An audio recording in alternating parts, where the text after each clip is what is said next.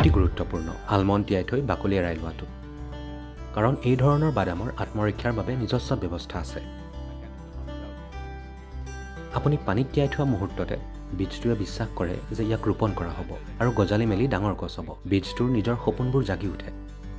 গতিকে যেতিয়া আপুনি ইয়াক গজালি মেলিবলৈ দিয়ে, বীজটোৱে কি কৰে? বাদামৰ ভিতৰত এটা নিৰ্দিষ্ট কাৰ্চিনোজেনিক ৰাসায়নিক পদাৰ্থ থাকে, which comes to the surface just beneath the skin. যিটো ওপৰলৈ লৈ আনে ঠিক ছালৰ তলত, যাতে পোকে বীজটো খাব নোৱাৰে।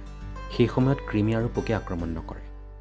গতিকে আপুনি ইয়াক তিয়াই থয় যাতে বীজটোৰ অনুভৱ হয় যে ই বাঢ়িব আৰু তাৰপিছত বাকলি এৰাই পেলায়। তেতিয়া আপুনি দেখিব যে কাৰ্চিনোজেনিক নাইকিয়া হৈ গৈছে।